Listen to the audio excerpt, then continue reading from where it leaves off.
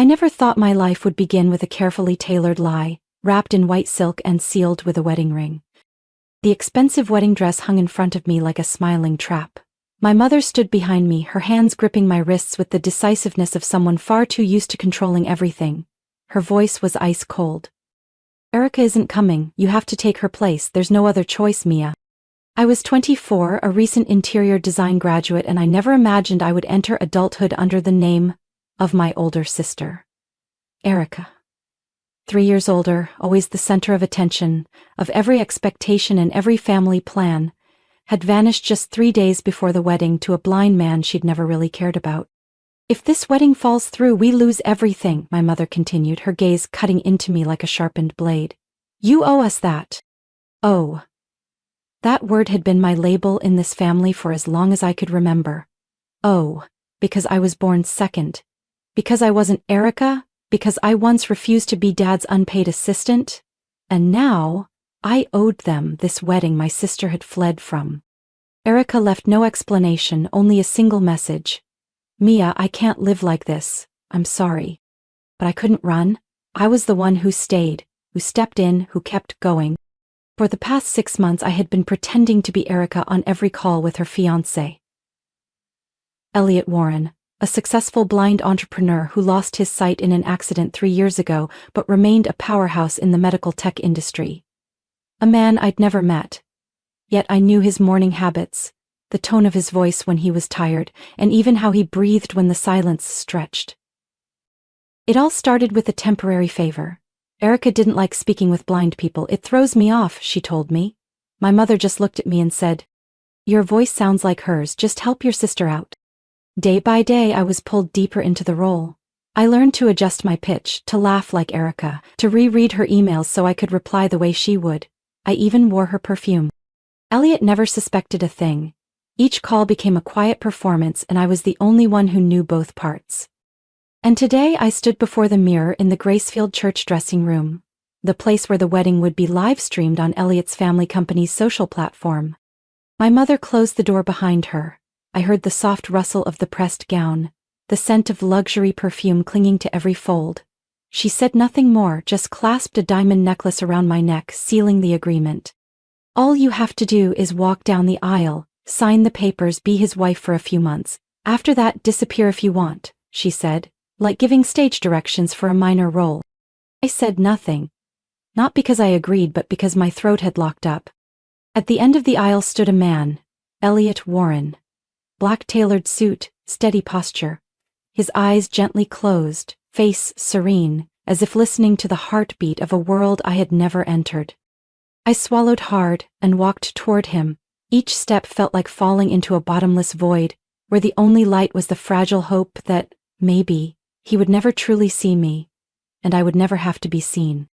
But deep inside my chest, a small, very small voice whispered the scariest question. If he knew I wasn't Erica, would he forgive me? Thunderous applause filled the chapel as I said, "I do." Under the soaring dome of Gracefield Church, light from the crystal chandeliers broke into thousands of reflections, casting back an image of me, a bride. No one asked if she agreed. Elliot still stood there, his hand gently holding mine. Not tightly, but enough for me to know he sensed something. Maybe the scent. Maybe the quickened pulse. Maybe the breath I couldn't steady. He couldn't see me, but there was something in his silence that made me feel like he was seeing me with something beyond sight. The reception afterward was a symphony of wine, toasts, and perfectly posed smiles. My mother floated through the crowd as if she had just secured a political victory. I sat beside Elliot at the long, satin-draped table, carefully picking at my food like it was part of an exam. Elliot didn't speak much, but the tilt of his head, the stillness in his posture, I could tell he was listening. Every clink of silverware, every breath I tried to regulate, he noticed. After the party, I followed him into a sleek black limousine, leaving the city behind for the Warren estate near Lake Magnolia. I'd seen pictures, sloped wooden roof, stone path, towering pines. But tonight, they were all just blurry shapes outside the window, as I sat beside a man who was now my husband, yet still a stranger. "You're trembling," Elliot said suddenly, not opening his eyes, his voice low and steady. I flinched, forced a laugh masking everything behind a rehearsed line. Just a little tired. No, he replied calmly. Your voice is different, softer, and a bit slower than usual. I turned to the window, gripping the fabric of my dress tightly. Scenarios ran through my mind. Deny it? Laugh it off? Distract him? Maybe it's just the big day, I whispered. Elliot didn't respond right away, but I heard him inhale, deep and slow, like someone catching a scent that didn't belong. You're not wearing your usual perfume. I turned to look at him. His eyes remained shut, but every word pierced through the disguise I had so carefully built. I forgot, I murmured. Silence settled again. The car glided down the empty road, tires soft against the pavement, and the faint sound of metal clinking as I nervously fiddled with the new ring on my finger. I never imagined that someone who couldn't see could make me feel so seen. Elliot didn't need eyes, he only needed a change in tone, in breath, in stillness to realize I wasn't Erica. When we arrived at the estate, the house greeted us with elegant darkness. Not warm, not loud, just the quiet of marble, glass, and climate control. Doors opened automatically, lights glowing softly with each step. Elliot led me to the dining room. No late-night celebration, no champagne. Just 2 chairs, 2 place settings, and a single warm light above. He sat across from me. And then, he asked, "Do you remember our first call?" I clenched my hands under the table. Erica told me she handed off the pointless calls after a few weeks. I didn't know which one was the first.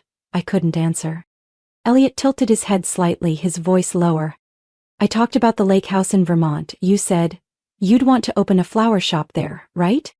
I pressed my lips together, then softly replied, yes. Elliot nodded, and then he said something that nearly stopped my heart.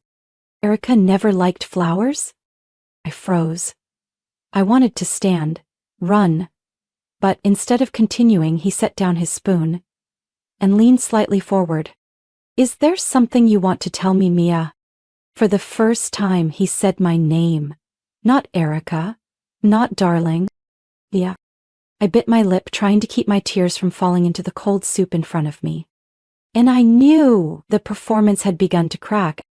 The next morning, I woke up earlier than usual. As the pale light started to creep through the thick curtains, I was already in the kitchen, quietly learning how to make Elliot's preferred tea, no sugar, a slice of lemon, water, at exactly 180 degrees Fahrenheit. Not to play a role, not to continue the lie, but because I wanted to. I wanted him to start his morning gently, without any lingering doubt. I wanted him, at least once, to feel cared for without being used. When Elliot came down, his hair still damp, hand gliding along the polished wooden railing, I was just about to set the cup down.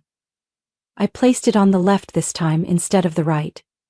A habit I hadn't even noticed until he brushed the handle and paused.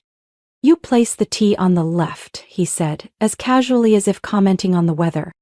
I thought, that's your dominant side. Erica never paid attention. There was no accusation in his voice, no suspicion, but I felt like he had just seen right through me. Elliot didn't say anything more. He just sat down, fingertips gently grazing the edge of the table. I poured the tea quietly. In my head, my mother and Erica's warnings still echoed like lines from a stage rehearsal.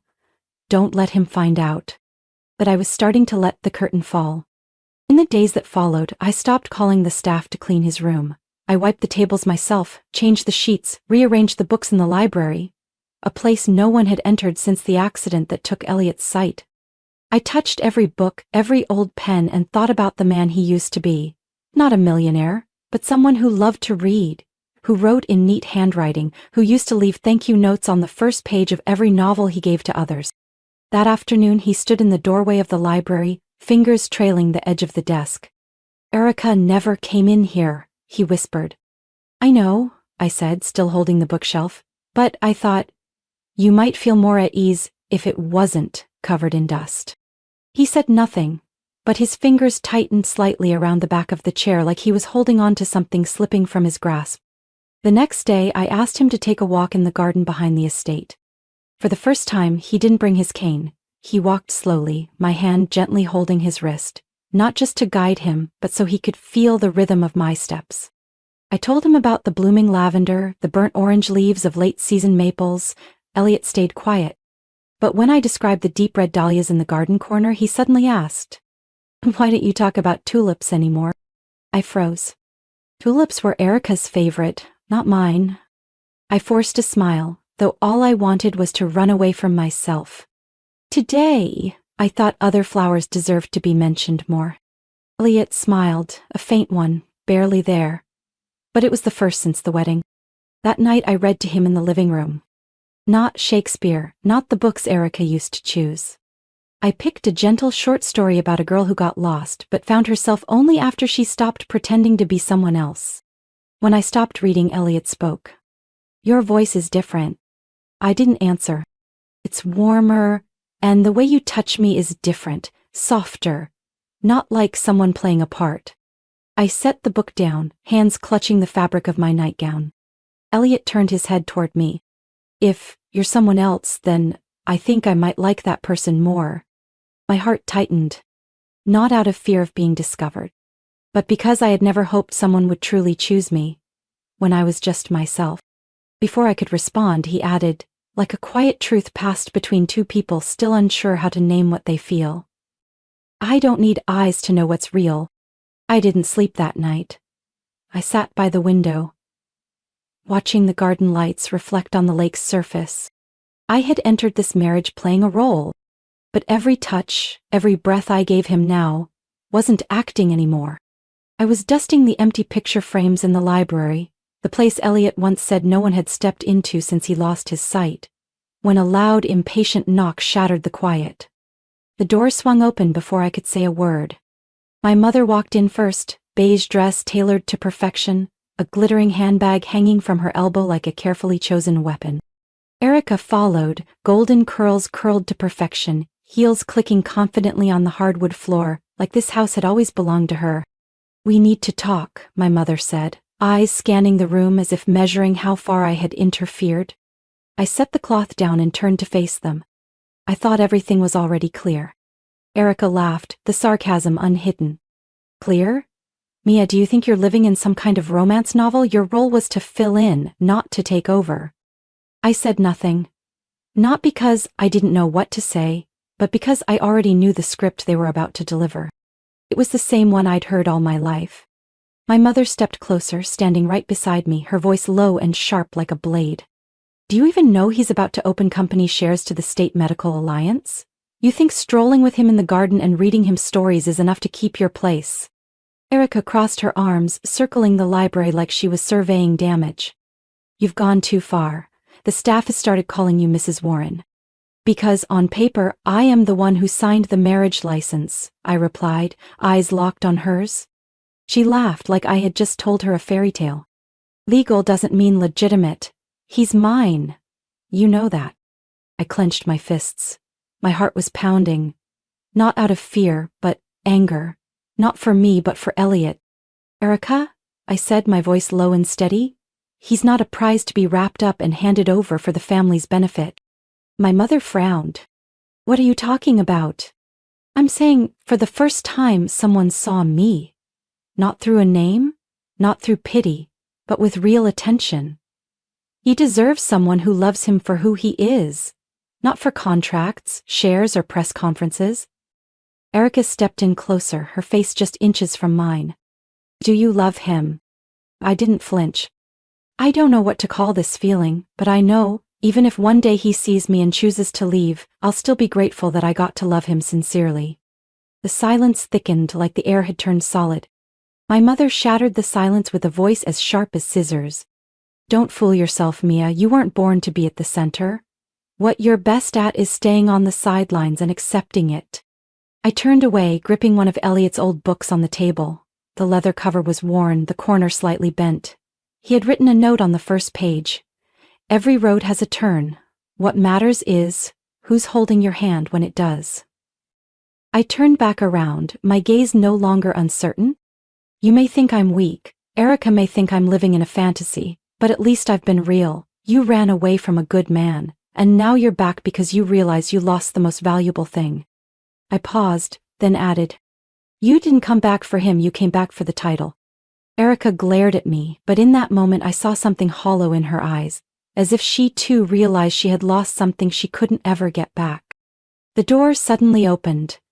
Elliot stood there, hand resting lightly on the door frame. I suppose I should let everyone say what they need to, he said, his voice calm but steady. The three of us turned. I froze, Erica stiffened, and my mother inhaled sharply, like the performance finally had an audience. But Elliot didn't look at anyone. He walked inside, toward me, and quietly said, I'd like to take a walk. Would you lead me, Mia? The room fell silent. He had said my name, not in the voice of someone betrayed, but in the voice of someone who had chosen to believe. That afternoon the sky was a muted bluish gray, clouds drifting slowly as if pondering something they couldn't say.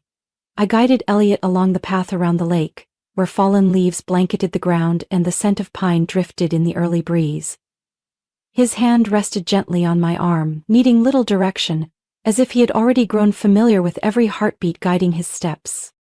We said nothing for the first few minutes, but the silence between us no longer felt heavy. It was more like a buffer, something soft enough to catch the truth if it finally fell out. At last he spoke first. You know, Mia, I figured it out a long time ago. I stopped walking. But I didn't pull away. Since when? I asked, my voice shaking but not weak. He chuckled quietly, not mocking, just like someone who already knew the answer but wanted to see if he'd guessed right. The day you made different tea. The day you touched my hand like you were afraid to wake something sacred, and the day you talked about purple chrysanthemums, a flower Erica once called dull. I swallowed hard. Fragments of memories I thought I'd buried reflected back at me like 1,000 broken mirrors. Then why didn't you say anything? Elliot paused. We stood in front of a stone bench beneath a canopy of red maple, a spot he once said he loved to read at when he could still see. He ran his fingers lightly across the bench and sat down. Because I didn't want to force a confession, he said slowly. I just needed to know, were you staying out of obligation, out of fear, or because of me? I sat beside him, my hands trembled but I didn't hide anymore. No more borrowed smiles from Erica. No more artificial perfume or memorized tones. Just me, Mia, and a truth waiting to be named. I'm sorry, I whispered. At first, I didn't plan to stay. I was just a temporary solution, a pawn. I stared straight at the lake, still and glassy. But then I saw you. Not the wealthy blind man my mother and sister talked about. I saw someone who lived in silence but never quietly. Someone who listened better than anyone who ever looked me straight in the eyes. Elliot said nothing, he just tilted his head waiting for more. I took a deep breath, then said, I lied to you. I borrowed my sister's voice, her identity to step into your life. But everything I gave you afterward, the breakfast I made, the book I chose, the stories I told, they were real. He turned his face toward me. Though his eyes had never seen me, there was something clear in them now, as if he had just heard a confession. He'd been ready to forgive all along. And my name, I said, almost in a whisper, isn't Erica. Elliot nodded. I know. Then he looked up, his voice deep but not cold. Mia. Just one word. But the way he said it made my entire world collapse and rebuild itself in the same moment. He didn't shout. He wasn't angry. He didn't ask why, or how could you? He just said my name. As if it had never been a mistake, never been a stain, but the most right thing he could say. I looked at him. My eyes stung. But this time, I didn't hide my tears. Elliot reached out and gently placed his hand over mine, his thumb brushing over my cold knuckles. Thank you for choosing to stay, he said softly, even just for a moment. I tightened my grip on his hand. If tomorrow you open your eyes and don't recognize me, I'll still be here, because I don't want to run anymore. He didn't reply, but his hand held mine a little tighter, like a silent promise still waiting to be spoken. That morning the sun bathed Stanford Hospital in light, but the hallway where I sat was cold enough to make me shiver uncontrollably. I clasped my hands in my lap, eyes fixed on the recovery room door where Elliot lay, after nearly 7 hours of surgery. No one could say for sure what the outcome would be, the odds were vague, but he chose to believe. Not in his eyes, but in hope. And maybe a part of that belief was in me? When the nurse opened the door and signaled that I could enter, my heart dropped. The room was blindingly white, monitors beeping steadily, everything sterile and unnervingly still. Elliot lay there, bandages still around his eyes, though the outer layer had been removed. I stepped closer, afraid to touch his hand, just watching his breath, as if it could vanish at any moment. Then he opened his eyes. Slowly, cautiously, fully conscious. His pale blue eyes, once a place where only darkness lived, now shimmered with light like they were brand new. He blinked several times, the brightness perhaps too much after so long. I stood frozen. I didn't know if I was the first person he wanted to see or the last. Elliot looked around the room, shifting slightly to adjust to the space. Then his gaze landed on me. No shock, no recoil. Just recognition. He looked at me like he had always known I looked this way. Like my face wasn't new to him, but the final piece of a puzzle he had been piecing together through memory and feeling. I opened my mouth to say something, to apologize, to explain, to simply say his name. But nothing came out. He was the one who broke the silence first. "You're not Erica." His voice was soft, not accusing, but clear, like a statement that had been quietly decided long ago. I nodded, my throat dry. "No, I'm Mia." A second passed. Then he tilted his head, eyes still on me. "I know." No rage, no blame. I stepped closer to the bed, slowly placing my hand on the edge of the mattress. "I was going to leave, right after the wedding. I didn't think I'd be brave enough to stay." "But you did," he replied, his gaze deep like it reached the furthest corners of my heart. I nodded gently. "Because of you." Elliot exhaled slowly, then, just as slowly, he raised his hand, just enough to let his fingertip touch the back of mine. "There's always been one thing I feared," he said. "That if I ever saw again, the world wouldn't look the way I imagined. That the people who promised to stay would be gone. That what felt familiar might have been an illusion." I tightened my grip. "Hey, I can't promise to be perfect, I can only promise to be honest." Elliot looked at me for a long time, as if reading the words I hadn't spoken, the spaces between each quiet sentence. Then he said, "If tomorrow morning when I wake up you're still here, then stay. Not because I need you, but because I want to start over. With you." My heart skipped a beat. "Not if you apologize. Not if you prove something. Just if you choose to stay." I sat down in the chair beside his bed, took his hand. I didn't cry. I didn't smile. But my eyes reflected the sunlight pouring in through the window, and something new settled gently in my chest. No longer fear, but quiet courage. I whispered, "And then tomorrow morning I'll be the first thing you see." He smiled, just a little, but it was the first smile I saw, not through his voice, but with his eyes.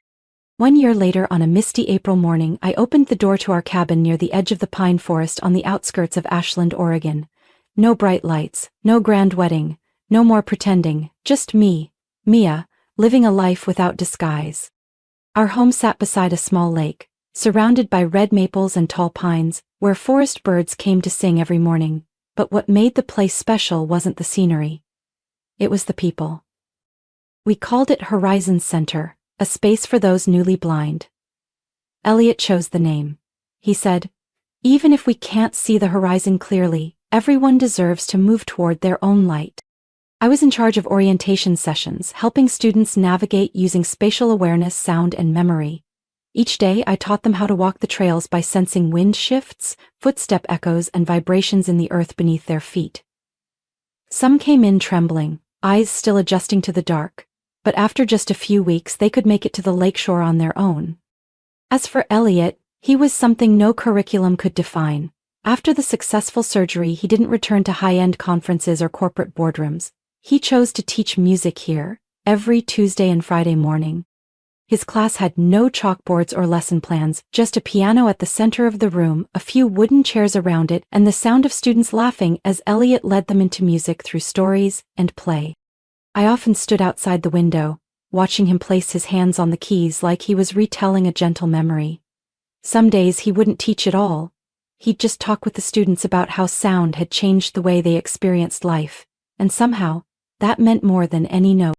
Each evening, after all the sessions were done, we sat on the porch, drinking tea, listening to the wind rustling through the trees. Sometimes we didn't say anything at all, but our silence no longer needed filling. It brought peace. One evening I asked him, "Do you ever regret giving everything up?" He didn't answer right away, just looked out at the lake, his eyes quiet like water without ripples. "No, because I used to live in so much noise and still never heard the one thing that mattered most." I knew he wasn't just talking about his old job. He was talking about me. Since the day we chose to live honestly, there's been no pretending. No Erica. No phone calls with borrowed voices. Just me, the woman who stepped into his life through a lie, but stayed with her whole heart. Occasionally, visitors came to Horizon Center out of curiosity, wanting to meet the blind millionaire who married the wrong woman and found true love. Elliot would just smile and invite them to try a class. No one ever left seeing things the same way. I remember one time a 12-year-old boy named Liam, who had just lost his sight in an accident, asked Elliot, "Aren't you scared, waking up and seeing someone who didn't look like how you imagined?" Elliot smiled. He placed a hand on the boy's shoulder, then turned to me. "I saw the right person, just not at the right time." The boy didn't fully understand. But I did. Every day here is a day of healing. Not just for those learning to find light through different senses. But for me, someone who once thought she didn't deserve to be loved for who she really was.